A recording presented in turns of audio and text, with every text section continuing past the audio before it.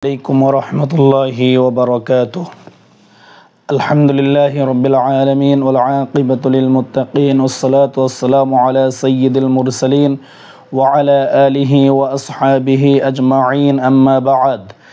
সমস্ত প্রশংসা সেই মহান রব্বুল আলামিনের জন্য যে আল্লাহ সুবহানাহু ওয়া তাআলা 23তম তারাবিহ কোরআনের বার্তা আলোচনা করার এবং শোনার তৌফিক দান করলেন। সেই আল্লাহ সুবহানাহু ওয়া তাআলার প্রতি প্রশংসা কৃতজ্ঞতা জ্ঞাপন করি আলহামদুলিল্লাহ। দরুদ ও সালাম পেশ করি বিশ্ব মানবতার মুক্তির দূত যিনি ছিলেন সর্বযুগের সর্বশ্রেষ্ঠ মহামানব সেই রাসূলের প্রতি দরুদ ও সালাম পেশ করে সাল্লাল্লাহু আলাইহি ওয়াসাল্লাম। আজ 23তম তারাবিহতে কোরআনের পঠিতব্য অংশ হলো 26 নম্বর পারা। হাফেজ সাহেবরা তারাবি নামাজের মধ্যে 26 নম্বর পারা তেলাওয়াত করবে। এই পারায় রয়েছে সূরা আহকাফ, সূরা মুহাম্মদ সাল্লাল্লাহু আলাইহি ওয়াসাল্লাম, সূরা ফাতহ, সূরা হুজুরাত, সূরা কাফ ও সূরা যারিয়াতের প্রথমার্ধ। আজকে তেলাওয়াতের মধ্যে ঘটনা বলি। হুদ আলাইহিস সালাম এবং তার আগে পরে অনেক নবী অমসৃণ ঢিলাময় ভূমিতে আদ জাতিকে একত্ববাদের আহ্বান করেন। তাদেরকে আল্লাহর আযাবের ব্যাপারে সতর্ক করা হলে তারা আল্লাহর আযাব হাজির করবার চ্যালেঞ্জ ছুড়ে দেয়। হুদ আলাইহিস সালাম সাফ জানিয়ে দেন, আমার কাজ আল্লাহর ফরমান পৌঁছে দেওয়া, আযাব কখন আসবে সেটা আল্লাহর ইচ্ছাধীন বিষয়। এরপর যখন আযাব এলো, আযাবের মেঘ দেখে তারা সাধারণ মেঘ মনে করলো, অথচ সাধারণ ওই মেঘের আড়ালেই লুকিয়ে ছিল তাদের সর্বনাশ।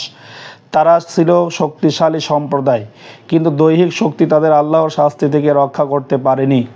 46 নম্বর সূরার 21 নম্বর আয়াত থেকে 26 নম্বর আয়াত। ধারাবাহিকভাবে কয়েকজন নবী রাসূলের ইতিহাসের প্রতি ইঙ্গিত করে মুহাম্মদ সাল্লাল্লাহু আলাইহি ওয়াসাল্লামকে মুশরিকদের অবাধ্যতার ব্যাপারে সান্ত্বনা দেওয়া হয়েছে। সূরা যারিয়াতের প্রথম অংশে ইব্রাহিম আলাইহিস সালামের পরবর্তী পারার অবশিষ্টাংশের সংক্ষিপ্ত ইতিহাস বর্ণিত হয়েছে। ইব্রাহিম আলাইহিস সালামের স্ত্রী একাধারে বৃদ্ধা ও বন্ধ্যা ছিলেন, তবু ফেরেশতাগণ আল্লাহর তরফ থেকে মহাজ্ঞানী পুত্রের সুসংবাদ নিয়ে আসেন। 51 নম্বর সূরার 24 নম্বর আয়াত থেকে 30 নম্বর আয়াত। জিনদের ইসলাম গ্রহণ। প্রিয় নবী সাল্লাল্লাহু আলাইহি ওয়াসাল্লাম মানুষ ও জিন সবারই নবী হিসেবে প্রেরিত হয়েছেন। তায়েববাসীর কাছে ইসলামের দাওয়াত নিয়ে গেলে তারা রাসূলের ডাকে সাড়া দেয়নি, বরং রাসূল সাল্লাল্লাহু আলাইহি ওয়াসাল্লাম তারা আহত করে। ভারাক্রান্ত হৃদয়ে মক্কায় ফেরা পথে তিনি নাখলা নামক স্থানে বিশ্রাম নেন। সেখানে ফজরের সালাতে জিনদের একটি দল উপস্থিত হয়ে নবীজির কণ্ঠে কোরআন তেলাওয়াত শুনে ঈমান আনে এবং জাতিকে ইসলামের দাওয়াত দেয়। 46 নম্বর সূরার 29 নম্বর আয়াত থেকে 32 নম্বর আয়াত পর্যন্ত। হুদায়বিয়ার সন্ধি ও বায়াতের রিদওয়ান। প্রিয় নবী সাল্লাল্লাহু আলাইহি ওয়াসাল্লাম একদিন স্বপ্নে দেখলেন সাহাবীদের নিয়ে তিনি মসজিদুল হারামে উমরা করছেন। নবীদের স্বপ্ন ওহী। রাসূল সাল্লাল্লাহু আলাইহি ওয়াসাল্লাম ঐশী নির্দেশ পালনে 1400 সাহাবী নিয়ে মক্কার পথে রওনা হলেন। উদ্দেশ্য উমরা পালন। ঘটনা 6 হিজরির। হুদায়বিয়া নামক স্থানে পৌঁছানোর পর কাফেলা মক্কার মুশরিক দ্বারা বাধাগ্রস্ত হলো। আলোচনার জন্য উসমান রাদিয়াল্লাহু তাআলাকে পাঠানো হলো মক্কায়। এরই মাঝে মুশরিকরা উসমানকে হত্যা করেছে মর্মে গুজব ছড়িয়ে পড়ল। তখন রাসূল সাল্লাল্লাহু আলাইহি ওয়াসাল্লাম একটি গাছের নিচে সাহাবীদেরকে থেকে এই হত্যার বদলা নেওয়ার বায়াত শপথ গ্রহণ করলেন। এই বায়াত বলা হয় বায়াতে রিদওয়ান। পরে অবশ্য নিরাপদে ফিরে আসেন উসমান রাদিয়াল্লাহু তাআলা। এই সময় মুশরিকদের সাথে মুসলমানদের একটি চুক্তি সম্পাদিত হয়। এই চুক্তি ইসলামের ইতিহাসের হুদায়বিয়ার সন্ধি নামে পরিচিত। সন্ধির শর্তগুলো বাহ্যিকভাবে মুসলমানদের স্বার্থবিরোধী মনে হলেও মহান আল্লাহ এটাকে সুস্পষ্ট বিজয় আখ্যা দেন। পরবর্তী দিকে ইসলাম ছড়িয়ে পড়া ও মক্কা বিজয়ের বীজ এই সন্ধির মাঝেই ব্যাপিত হয়েছিল। সন্ধি চুক্তি সাহাবীদের মনোপুত না হওয়ায় মহান আল্লাহ তাদের উপর সাকিনা বা প্রশান্তি নাজিল করেন। নবীর স্বপ্ন মিথ্যা হয় না, তিনি সাহাবীদের নিয়ে অচিরেই মক্কায় প্রবেশ করবেন মর্মে ভবিষ্যদ্বাণী করা হয়। পরবর্তী বছর সেটি বাস্তবায়িত হয়। এই অভিযান মুনাফিকরা অংশগ্রহণ করেনি, তাদের বিষয়ে সতর্ক করা হয়েছে সূরা ফাতহে। হুদায়বিয়ার চুক্তির শর্তে মন খারাপ করা সাহাবীদের সুসংবাদ দেওয়া হয় যে অচিরেই মক্কা বিজয়ের পূর্বে তারা একটি বিজয় অর্জন করবে, তাতে প্রচুর যুদ্ধলব্ধ সম্পদ হস্তগত হবে। হুদাইবিয়ার সন্ধির 1 মাসেই মধ্যেই খাইবার বিজয়ের মাধ্যমে সে ভবিষ্যদ্বাণী বাস্তবায়িত হয়। 48 নম্বর সূরার 1 থেকে 29 নম্বর আয়াত পর্যন্ত। আজকে 23তম তারাবির মধ্যে ঈমান আকীদা সম্পর্কে আল্লাহ সুবহানাহু ওয়া তাআলা যা বলেন, পুনরুত্থান সত্য। মহান আল্লাহ যেহেতু সৃষ্টি জগতের প্রতিটি অনুপরমাণুর জ্ঞান রাখেন, বরং তিনি মনের জল্পনা কল্পনা জ্ঞানও রাখেন, এবং তিনি জ্ঞানগতভাবে মানুষের ধমনের চেয়েও নিকটবর্তী। তাই মানুষের দেহাবশেষ মাটিতে মিশে গেলেও তা সংরক্ষণ, একত্রকরণ এবং পুনরায় সৃষ্টিকরণ তার পক্ষে অসম্ভব নয়। 50 নম্বর সূরার 15 নম্বর আয়াত থেকে 18 নম্বর আয়াতে। আজকে তেলাওয়াতের মধ্যে আল্লাহ সুবহানাহু ওয়া তাআলা যা আদেশ করেন তা হচ্ছে, এক, পিতামাতার সাথে সদ্ব্যবহার করা, 46 নম্বর সূরার 15 নম্বর আয়াত। আল্লাহর দিকে আহ্বানকারীর ডাকে সাড়া দেওয়া, 46 নম্বর সূরার 31 নম্বর আয়াত। আল্লাহর প্রতি ঈমান আনা, 46 নম্বর সূরার 31 নম্বর আয়াত। ধৈর্য ধারণ করা, 46 নম্বর সূরার 35 নম্বর আয়াত। নিজের জন্য এবং মুমিন নারী পুরুষের জন্য আল্লাহর কাছে ক্ষমা প্রার্থনা করা, 47 নম্বর সূরার 19 নম্বর আয়াত। আল্লাহ ও তার রাসূলের আনুগত্য করা, 47 নম্বর সূরার 33 নম্বর আয়াত। তাকওয়া অবলম্বন করা, 49 নম্বর সূরার 1 নম্বর আয়াত। সংবাদ গ্রহণের ক্ষেত্রে যাচাই বাছাই করা, 49 নম্বর সূরার 6 নম্বর আয়াত। কলহ লিপ্ত মুসলিমদের মাঝে মীমাংসা ও ন্যায় বিচার করা, 49 নম্বর সূরার 9 নম্বর আয়াত। মন্দ ধারণা থেকে বেঁচে থাকা, 49 নম্বর সূরার 12 নম্বর আয়াত। কাফির মুশরিকদের কষ্টদায়ক কথাবার্তা ধৈর্য ধারণ করা, 50 নম্বর সূরার 39 নম্বর আয়াত। সূর্যোদয় ও সূর্যাস্তের পূর্বে আল্লাহর তাসবিহ পাঠ করা, 50 নম্বর সূরার 39 নম্বর আয়াত। রাত্রের কিছু অংশে আল্লাহর পবিত্রতা ঘোষণা করা, 50 নম্বর সূরার 40 নম্বর আয়াত। কোরআনের সাহায্যে উপদেশ দেওয়া, 50 নম্বর সূরার 45 নম্বর আয়াত। আজকের তেলাওয়াতে যা নিষেধ করা হয়েছে, আল্লাহ ছাড়া অন্য কারো ইবাদত না করা, 46 নম্বর সূরার 21 নম্বর আয়াত। নিজেদের আমল সমূহকে নষ্ট না করা, 47 নম্বর সূরার 33 নম্বর আয়াত। মনোবল না হারানো, 47 নম্বর সূরার 35 নম্বর আয়াত। আজকের তেলাওয়াতে বিধিবিধান যা উঠে এসেছে, মুসলমানদের স্বার্থ ও পরিস্থিতি বিবেচনায় যুদ্ধবন্দীদেরকে মুক্তিপণের বিনিময়ে ছেড়ে দেওয়া কিংবা চরম শাস্তি দেওয়া বা কোনো সেবায় নিয়োজিত করার এখতিয়ার দেওয়া হয়েছে, 47 নম্বর সূরার 4 নম্বর আয়াত। মহান আল্লাহ গর্ভধারণ ও দুধ পানের সময়সীমা 30 মাস উল্লেখ করেছেন। গর্ভধারণের সর্বনিম্ন মেয়াদ 6 মাস এবং দুধ পানের মেয়াদ বাকি 24 মাস বা 2 বছর, 46 নম্বর সূরার 15 নম্বর আয়াত। গীবতের ভয়াবহতা, অগোচরে কারো ব্যাপারে এমন কিছু আলোচনা করাকে গীবত বলা হয় যা তার সম্মুখে বলতে তিনি কষ্ট পান, যদিও বিষয়টি তার মধ্যে বিদ্যমান থাকে। গীবত করতে নিষেধ করার পাশাপাশি মহান আল্লাহর গীবতকে মৃত ভাইয়ের গোশত ভক্ষণের মতো অপরাধ হিসেবে উল্লেখ করেছেন, 49 নম্বর সূরার 12 নম্বর আয়াত। ইসলাম জ্ঞানের ধর্ম, আজকের তেলাওয়াতে তা উল্লেখ করেছেন। তাওহীদের নির্দেশ দেওয়ার পূর্বে কোরআন জ্ঞান অর্জনের নির্দেশ দিয়েছে, অর্থাৎ তাওহীদের বিশ্বাস হৃদয় ধারণ করার পূর্বে তাওহীদ বিষয়ক জ্ঞান অর্জন করতে হবে, 47 নম্বর সূরার 19 নম্বর আয়াত। বংশ গৌরব নয়, তাকওয়া মর্যাদায় চাবিকাঠি, আজকের তেলাওয়াতে তা উঠে এসেছে। পারস্পরিক পরিচয়ের সুবিধার্থে মহান আল্লাহ মানুষকে বিভিন্ন জাতি ও গোত্রে বিভক্ত করেছেন। জাতিগত উঁচু নিচু মর্যাদার কোনো বিষয় নয়, আল্লাহর নিকট সর্বাধিক সম্মানিত সে যে সর্বাধিক আল্লাহ ভীরু, 49 নম্বর সূরার 13 নম্বর আয়াত। রাসূলের প্রতি শিষ্টাচার, আজকের তেলাওয়াতে তা উল্লেখ করেছেন। মহান আল্লাহ মুমিনদেরকে রাসূল সাল্লাল্লাহু আলাইহি ওয়াসাল্লামের প্রতি আদব ও শিষ্টাচার রক্ষার নির্দেশ দিয়েছেন। এক, আল্লাহ তার রাসূলের সম্মুখে আগ বাড়িয়ে কথা না বলা। 2, নিজের পারস্পরিক কথার মতো রাসূলের সামনে উচ্চস্বরে কথা না বলা। অন্যায় আমল বরবাদ হয়ে যেতে পারে। যারা রাসূলের সম্মুখে কণ্ঠস্বর নিচু রাখে তাদের অন্তরকে আল্লাহর তাকওয়ার জন্য বাছাই করেছেন। এই নির্দেশ রাসূলের ব্যাপারে দেওয়া হলেও যে কোনো সম্মানিত বয়োজ্যেষ্ঠ ব্যক্তির সাথে এই ভদ্রতা রক্ষা করার প্রশংসনীয় গুণ, 49 নম্বর সূরার 1 নম্বর থেকে 2 নম্বর আয়াত। শান্তি ও সৌহার্দ্য পূর্ণ সমাজ গঠনের 6 দফা আল্লাহ সুবহানাহু ওয়া তাআলা আজকের তেলাওয়াতে উল্লেখ করেন। পুরো সূরা হুজুরাত জুড়ে মুসলমানদের শিষ্টাচার শেখানো হয়েছে। শান্তিপূর্ণ সমাজ গঠনে এই সূরার কয়েকটি জরুরি নির্দেশনা দেওয়া হয়েছে। সেগুলো ধারণ করলে একটি সমাজ সুষ্ঠু ও শান্তিময় হতে বাধ্য। 1, কাউকে ব্যঙ্গ বিদ্রুপ না করা। 2, পরস্পরের নিন্দা ও দোষারোপ না করা।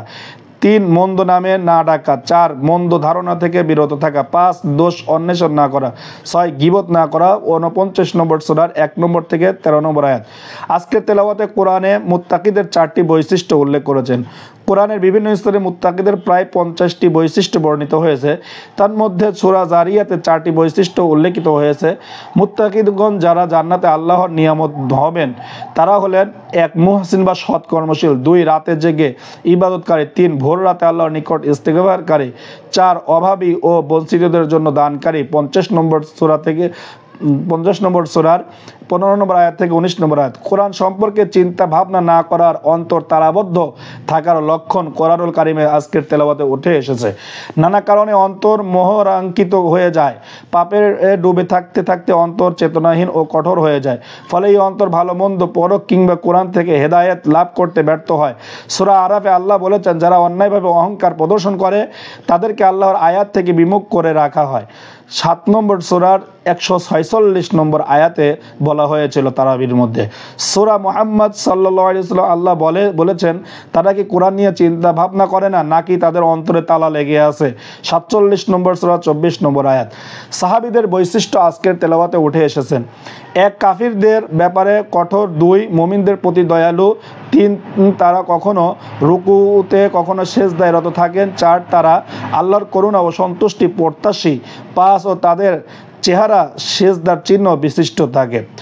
48 নম্বর সূরার 29 নম্বর আয়াত। সাহাবীদের মর্যাদা ও তাদের প্রতি আল্লাহর সন্তুষ্টির ঘোষণা আজকের তেলাওয়াতে উঠে এসেছেন। 1 হুদায়বিয়ার সন্ধির সময় নবীজির সাথে বাইয়াত গ্রহণকারী সাহাবীদের প্রতি মনে আল্লাহর সন্তুষ্টি ঘোষণা করা হয়েছে। 2 স্বয়ং আল্লাহ সাক্ষ্য দিয়েছেন তারা নিষ্ঠার সাথে বায়াত গ্রহণ করেছেন। 3 তাদের উপর আল্লাহর প্রশান্তি নাজিল করেছেন। 4 হুদায়বিয়ার ধৈর্যের বিনিময়ে তাদেরকে আসন্ন খাইবার বিজয় সহ বহু যুদ্ধলব্ধ সম্পদ লাভের ঘোষণা দেন আল্লাহ সুবহানাহু ওয়া তাআলা।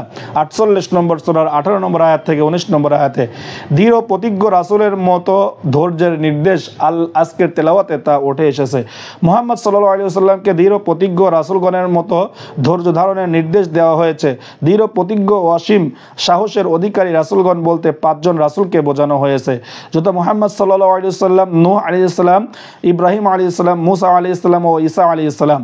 46 নম্বর সূরার 35 নম্বর আয়াতে মুহাম্মদ সাল্লাল্লাহু আলাইহি ওয়াসাল্লাম আল্লাহর রাসূল তা আজকের আয়াতে উঠে এসেছে। হুদায়বিয়ার সন্ধিপত্রে মুশরিকরা জিদ ও অহংকার বশত মিন মুহাম্মদ রাসূলুল্লাহ সাল্লাল্লাহু আলাইহি মুহাম্মদ অর্থাৎ আল্লাহ রাসূল মুহাম্মাদের পক্ষ হতে কথাটি লিখতে দেয়নি।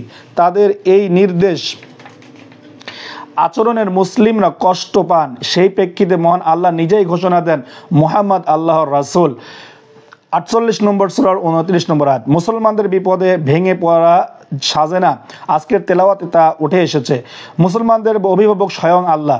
এই কারণে বিপদ আপদে মুসলমানরা আল্লাহর উপর ভরসা করে, যা তাদের মনোবল বৃদ্ধিতে সহায়ক হয়। পক্ষান্তরে নাস্তিক অবিশ্বাসীদের কোনো অভিভাবক নেই, তাই তাদের দুশ্চিন্তাও বেশি। 47 নম্বর সূরার 11 নম্বর আয়াত। আজকের তেলাওয়াতে সন্তানদের জন্য মায়ের কষ্ট উঠে এসেছে। মহান আল্লাহ পিতামাতার প্রতি সদাচরণের নির্দেশ দিয়ে সন্তানের জন্য মায়ের কষ্টের কথা উল্লেখ করে বলেন, মা তাকে অতি কষ্টের সাথে গর্ভে ধারণ করেন এবং অতি কষ্টের সাথে প্রসব করেন। 46 নম্বর সূরার 15 নম্বর আয়াত। মুনাফিকদের মৃত্যুর যন্ত্রণা আজকের আয়াতে উঠে এসেছে।